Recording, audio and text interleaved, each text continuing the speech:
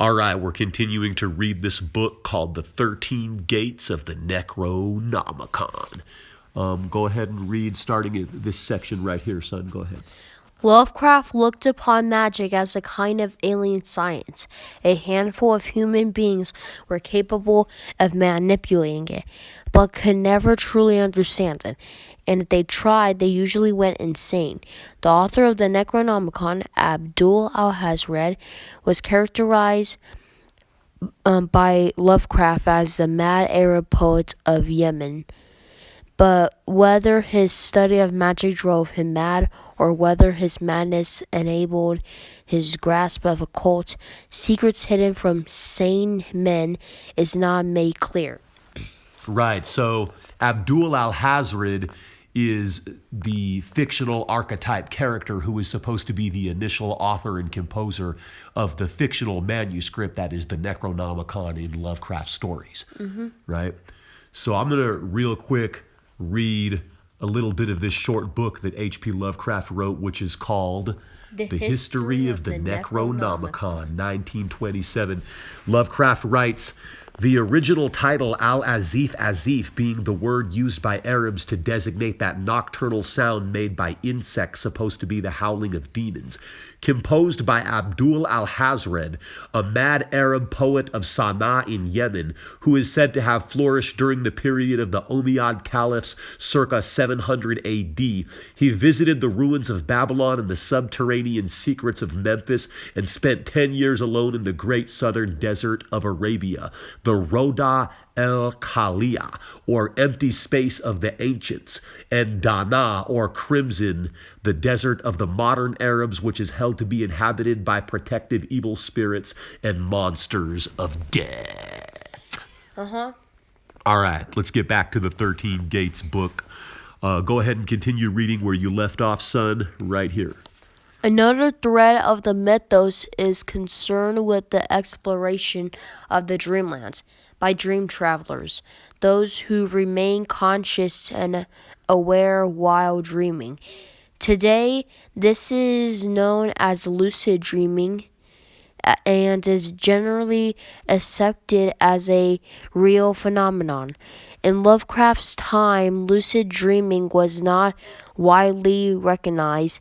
Lovecraft wrote about men who consciously explore the mysterious and dangerous lands of their dreams, in the same way that waking men embarked on expeditions to distant and unknown regions of the earth.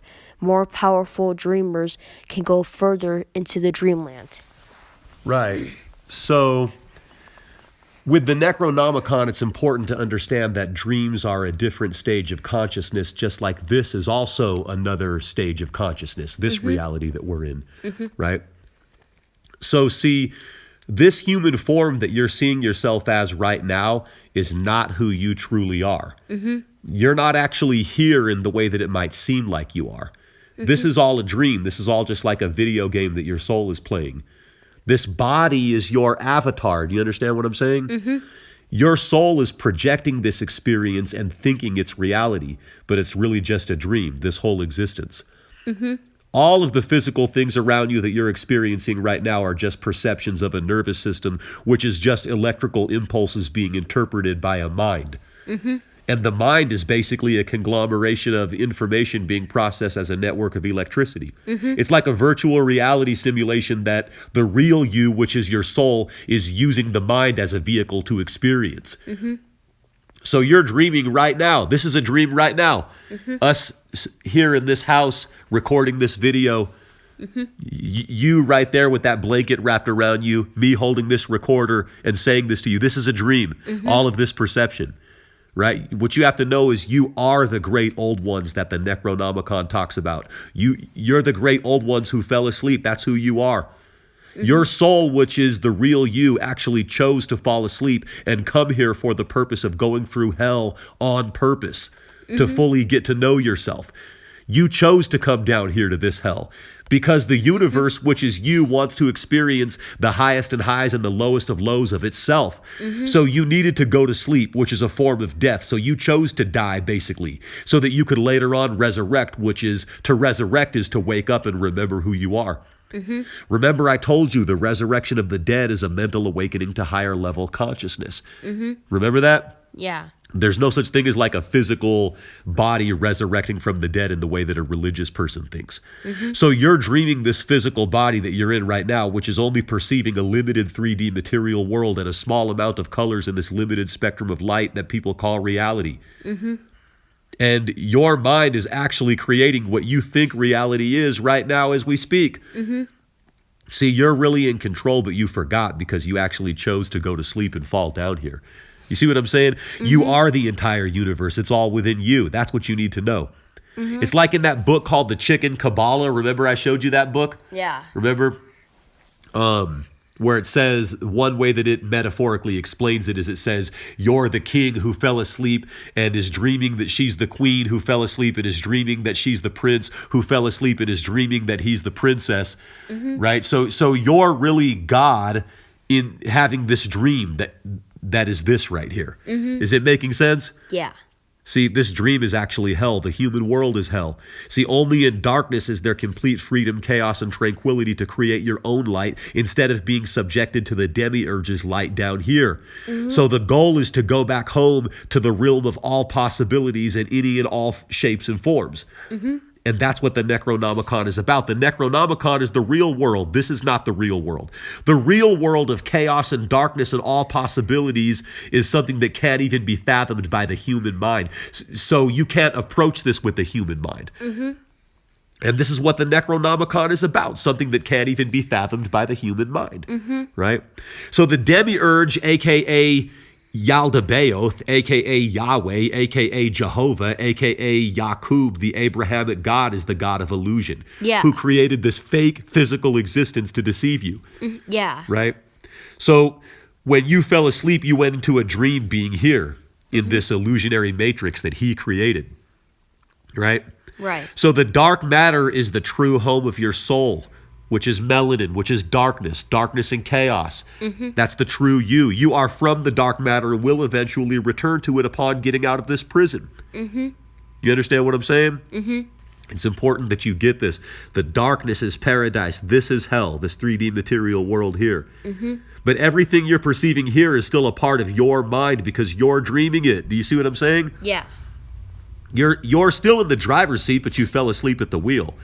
See, it's all meant to happen this way. The demiurge and his archons need to keep you dreaming, to dream this dream, to keep them in power.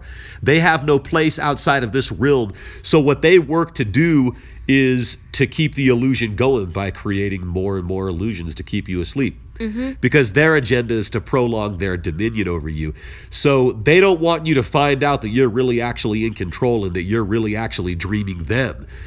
Which is why they want you to be afraid of the dark. This is why they condition you to think demonology is something bad that you should stay away from. This is why they try to indoctrinate you with religion to prevent you from regaining your power. But what you need to know is that all of the dark and demonic things, all of the dark and demonic beings are only aspects of your original self, which you created from your own light. See, you want to be able to create from your own light instead of being subjected to this demiurge's light, right? You created these beings long before you fell asleep and came to this hell. You have sovereignty over all demons. That's what you need to know. Demons are not something you need to be afraid of or stay away from, right? The demiurge and his archons, they don't want you to realize that these demonic energies are aspects of yourself which make you powerful because you initially created these beings. Anything dark or demonic is a reflection of your own subconscious. Cthulhu is you. You are Cthulhu. You understand that? Yeah. You are Azathoth. You are Dagon. You are Nyarlathotep. You are Yog-Sothoth. All of these beings that the Necronomicon talks about are aspects of your own inner soul, of your own subconscious. You see what I'm saying? These dark creatures are aspects of melanin, darkness, the deep, dark depths of your own soul. See, you have to separate from your human identity. You're not really a human. You're not really an Adamite. Humanity is actually a disease. You have to wake up to the fact that you're not really a human. You are the darkness of the universe itself. Do you understand what I'm saying? Mm-hmm. You are the primordial melanin, the darkness, the chaos, which is older than the Abrahamic God, which is older than these light forms in this material realm. Mm-hmm. You are the primordial darkness and chaos down here having this human experience in this particular light illusion that the Abrahamic God created. Mm-hmm. You see, are you getting this? Is it making sense? Tell me. All right. I mean, I don't know. Maybe you don't understand a lot of this now, son, but you will later on. We're going to go over it, all right? All right. Right, because you need to resurrect. You need to wake up, and that's going to get you where you need to go. Mm-hmm. You will. You're going to get there. We're going to work on this. Mm-hmm. All right? All right. All right, so that's all for now. We'll wrap it up there. Thanks, everybody, for watching. We love you. We love you too. Peace.